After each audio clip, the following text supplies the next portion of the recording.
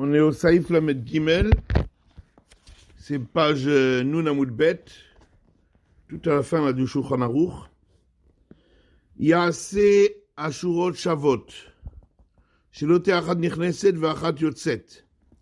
Il doit écrire les lignes, il faut qu'elles soient toutes égales, pas une qui est plus, qui commence plus en avant, une qui commence plus en arrière.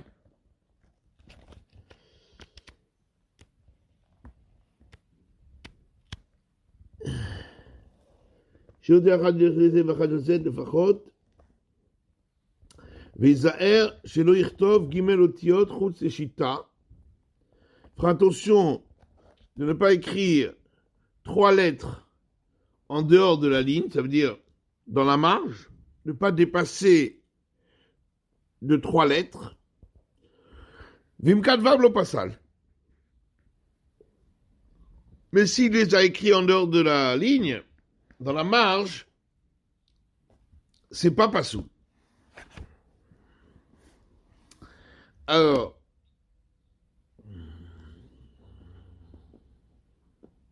Vachad Yotzet, dit le Mishtabura, Afilot Achat, même une lettre en vérité, le Khatrila, on ne doit pas dépasser. Il faut que ce soit vraiment droit. Je vous ai Keli Vanviu, ça c'est pour la beauté de la mitzvah. C'est pas un issour, mais c'est pour la beauté de la mitzvah. Mais à partir de 3 lettres, c'est un issour. Bien que Bedi Avad, c'est kasher.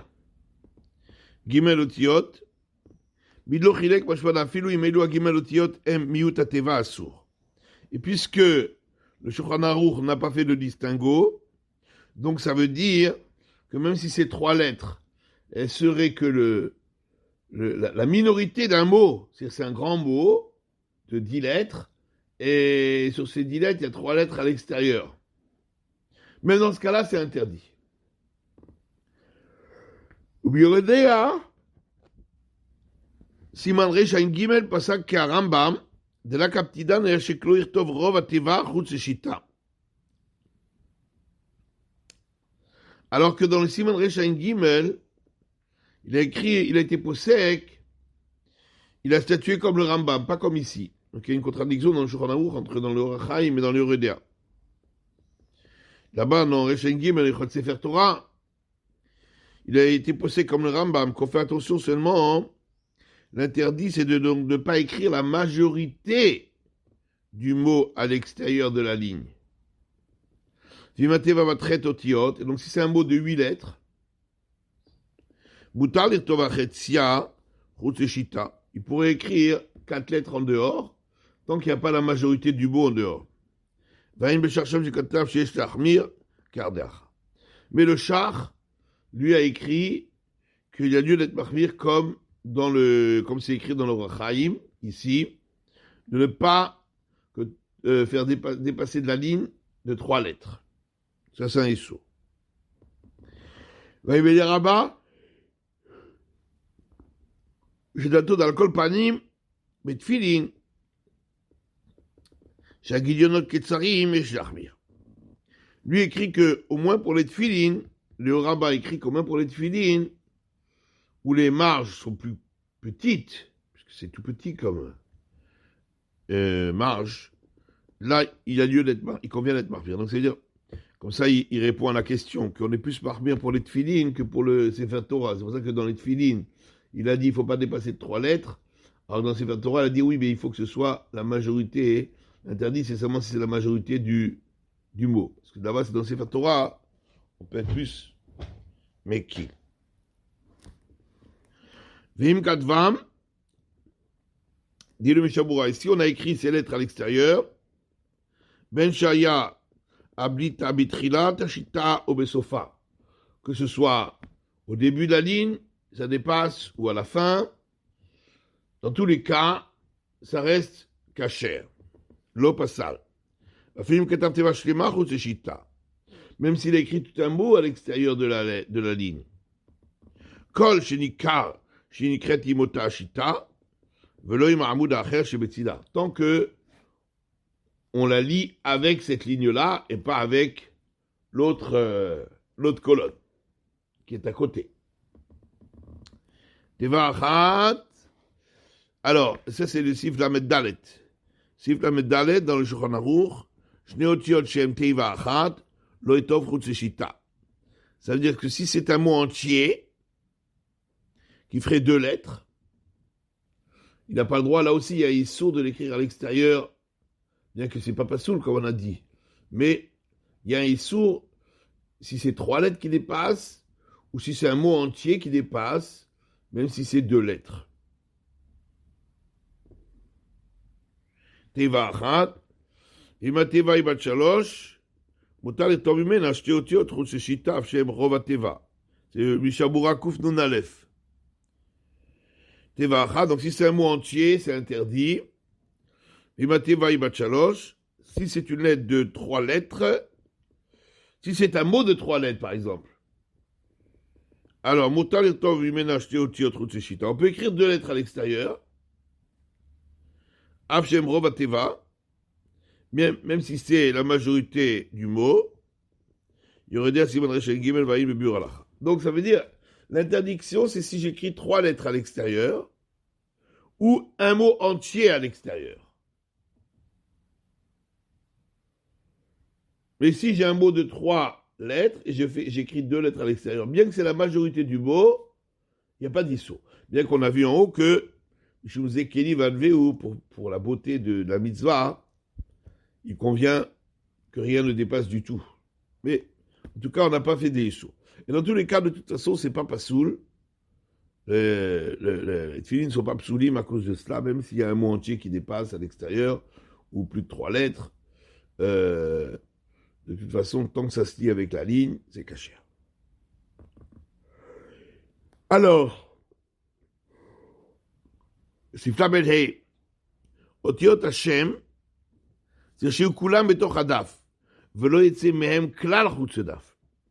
alors, les lettres du nom d'Hachem, là, il faut faire attention, ils doivent être tous dans la colonne, et que rien ne dépasse du tout.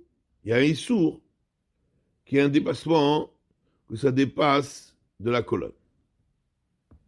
Alors, Mishtabura Tsarir, Magan Avraham Beshem HaGaon, Moreinu Harav Yitzhak Mipozna, Asig de Davka Lechatchila. Le Magan Avraham, au nom de Rav Yitzhak Mipozna, Chen, Olatamid, le Yoraba, Bekama Achronim, encore le Olatamid, le Yoraba, autre Achronim, ont écrit que ça, c'est seulement le Chatchila. Là aussi, c'est seulement un Issour a priori. Aval Bedir Aval un armir. Mais a posteriori, même si le nom d'Hachem dépasse, il n'y a pas d'issue. Seulement, on est plus marmir a priori pour le Khatrila. Puisque dans les autres écritures, on a dit jusqu'à 3 lettres, ou tant que c'est pas un mot entier, il n'y a pas d'issour. Et là, il y a un issour même pour une lettre qui dépasserait. Mais a posteriori, tout ça, ça reste caché. Mais comme il raken Sefer Torah, par contre, si c'est arrivé une chose pareille dans le Sefer Torah, et là, il y a possibilité de taken, chez l'Okesidran. On peut arranger même après l'écriture. Alors, Oral Imchokola Shurot Elionot. Alors, il a demandé d'effacer toutes les lignes qui sont au-dessus de cet endroit-là, où le nom d'Hachem dépasse la ligne. Imen Baem Shumshem Bishemot Shenanim Hakim. Si dans les lignes au-dessus, il n'y a pas un nom d'Hachem qu'on n'a pas le droit d'effacer, alors tu effaces tout. Veimshochotam Shushavot Im Hashem. Et ensuite de réécrire les lignes en les faisant plus larges pour qu'elles commencent au même niveau que le nom d'Hachem.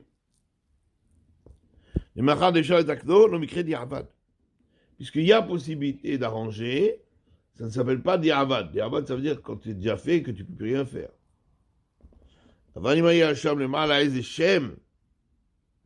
Par contre, si sur les lignes au-dessus, il y avait un nom d'Hachem, donc on ne peut pas effacer.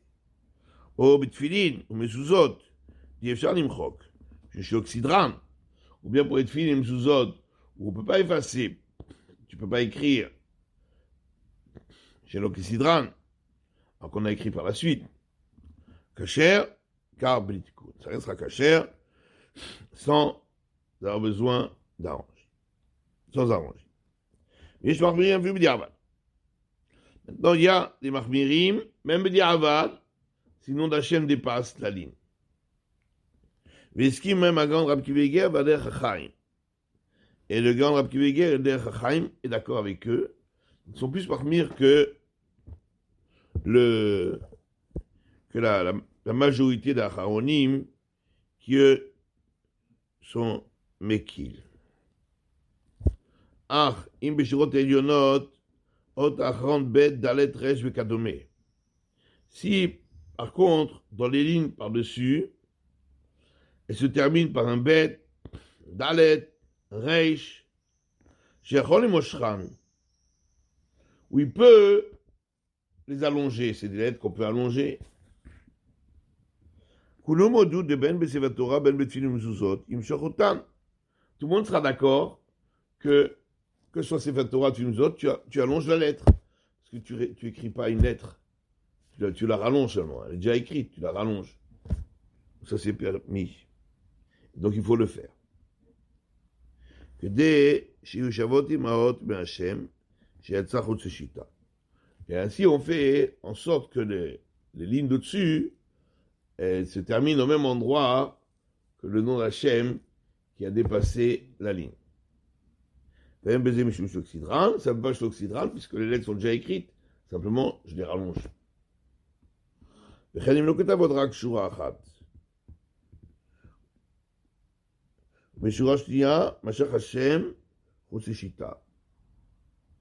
Ou bien si, par exemple, il avait écrit qu'une seule ligne, et la ligne d'après, la deuxième ligne, il y a un nom d'Hachem qui dépasse. Ya'aseh sirtutim acherim, v'imshechem shiu arukim ad sof Hashem. Alors, il a qu'à rallonger les lignes, oui, pour faire en sorte que toutes les lignes qui vont suivre seront au même niveau que le nom d'Hachem. Pour ça, c'est juste la première ligne qui, elle, sera anormale, qui aura fini un peu trop tôt. Il aura fini un peu avant. Mais au moins, le Shem, il sera pareil que toutes les lignes suivantes.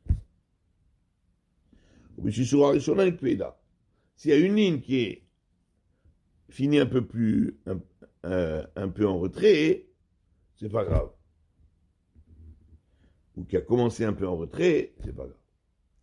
Daron, tu peux otiot, anit palot la Hashem, parce que maintenant, on aime l'achir b'diavad, b'yotzeh chotzeshita. Alors, sache encore que pour les lettres qui sont associées avec le nom d'Hachem, ça veut dire, quand on écrit Elokeinu, le Nun et le Vav, c'est pas le nom d'Hachem, c'est une lettre qui est attachée au nom d'Hachem. Elokechem, Ve'elokim, le Vav, Ve'ha Elokim, le Vav, le He. Donc, toutes ces lettres-là, qui sont secondaires, qui sont associées au nom d'Hachem, là, les Acharonim ont écrit Den Achir B'diavad. Là, les Koulé Alma, bien qu'on a vu que pour le nom d'Hachem, il y a des Acharonim qui sont Machmirim B'diavad, le Rab Kiva Eger, des Chachaim, il y a des Machmirim, mais pour les lettres qui sont associées au nom d'Hachem, celles-là, tout le monde est d'accord que B'diavad, si elles ont dépassé la ligne, ça reste caché. Alors, Mehem Klal, donc, il ne faut pas que de lettres sortent en dehors de la colonne des lettres du nom d'Hachem. Filot Achat, même une seule lettre ne doit pas dépasser. Filot, Vefchar Daf Rubo, peut-être même que la majorité d'une lettre qui dépasse, c'est aussi interdit. Parce qu'on appliquera Rubo Kekulo. La majorité, c'est comme la totalité. Ava Miktsat Taot Letanba.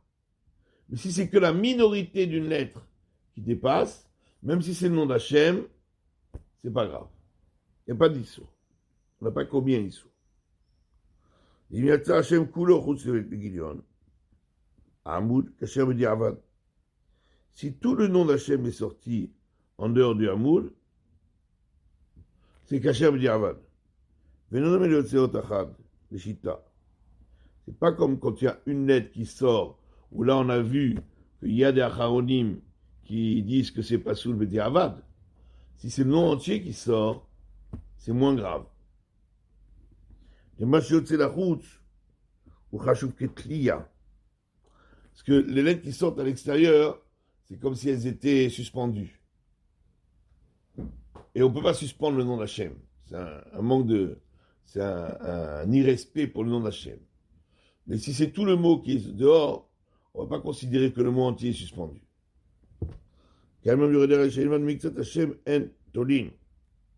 Parce que une partie du nom n'a pas le droit de suspendre. Par exemple, si on a écrit le nom d'Hachem, il manque une lettre. Au lieu d'écrire Yud Ke Vav Ke, j'écris Yud Ke He. Je ne peux pas écrire le Vav au-dessus, le suspendre entre les deux He. On ne peut pas suspendre le nom d'Hachem. Hachem Kembeze. Si c'est tout le mot, ça ne s'appelle pas suspendu. Ken Katav Abnei Yona. והגאון רבי עקיבא הגיע בחידושיו, סימן זה מחמיר גם בזה. Par contre, le Gaon Rabbi Yeger qui a été mahmir, quand on dépasse de l'extérieur, avec le nom d'Hachem, lui, il est mahmir, pas comme le Bnei Yona, lui, il est mahmir, même si tout le nom d'Hachem est dehors, que c'est pas soul.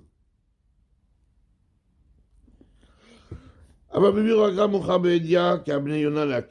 dans le Buragra, il ressort expressément comme le Bnei Yona, qu'on est Mekil. Donc là, on est Mekil, même les Mahmirim, quand une partie du nom d'Hachem sort, dire que c'est pas soul, si c'est le nom entier, ce sera Kachem. Ça, c'est le Bnei Yona et le Gaon de Vilna, qui est souvent le Machia. Le Gaon de Vilna, quand il dit quelque chose, c'est une force particulière. Alors, on va commencer un petit peu le siman suivant, le saïf suivant, oui. On a sauté un? Quoi?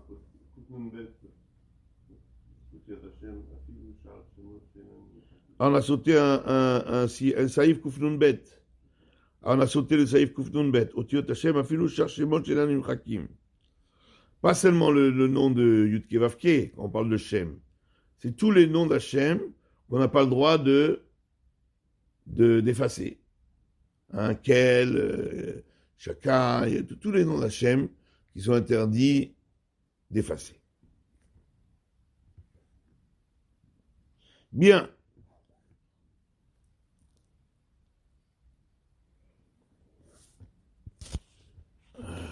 On va juste commencer un petit peu, juste faire le début du Sif Lamed Vav pour terminer en beauté. Alors, Yaase Kol Parshiotea Ptuchot. Il faut que toutes les parshiotes, elles doivent être Ptuchot. Qu'est-ce que c'est une Parsha Ptucha?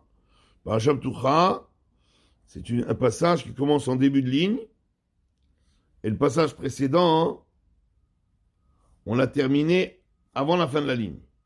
Et donc on passe à la ligne suivante. Ça s'appelle une Parasha Ptucha. Parasha ouverte, ça veut dire une Parasha qui est séparée de la précédente. Eh bien, on la commence en début de ligne. Alors que Parasha Stuma, c'est un nouveau passage, mais qui est relié au précédent. Il est Satoum. C'est-à-dire que la séparation entre les deux, elle est fermée. Elle se trouve en milieu de ligne. On arrête le passage précédent au milieu d'une ligne et on reprend le suivant aussi au milieu de la même ligne, juste un blanc au milieu. D'accord? Dans le Sefer Torah, il y a parfois on laisse un blanc en fin de ligne et on repart à la ligne suivante. C'est Parasha Ptucha. C'est une Parasha ouverte qui est complètement séparée de la précédente. L'espace est ouvert.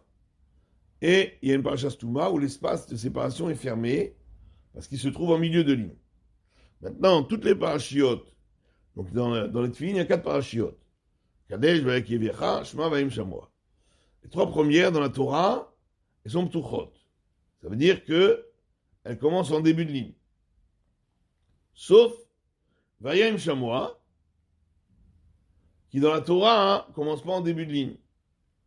Elle commence en milieu de ligne, il y a un espace au milieu de la ligne, et on commence Vayem Shamoa. Donc la 4e, la dernière paracha des Tfilin, Vayem Shamoa, qui est la dernière dans le Tfilin de Rashi, et la 3e dans les Tfilin de Rabbeinu Tam. Mais en tout cas, cette paracha Vayem Shamoa, dans la Torah, elle est Stouma. Alors dans les Tfilin, il faut reprendre exactement comme c'est dans la Torah. C'est pour ça qu'il nous dit, c'est quand le parachute est ptuchot, il doit faire toutes les parachutes des tefilin ouvertes, chutz basha achrona, aktuva batorah, sheyivayem shamoa, sauf la dernière paracha qui est vayem shamoa, sheyasena stouma. Celle-là, il faut la faire stouma. Donc ça veut dire que dans les tefilin, il ne faut pas la commencer en début de ligne, il faut la commencer en milieu de ligne.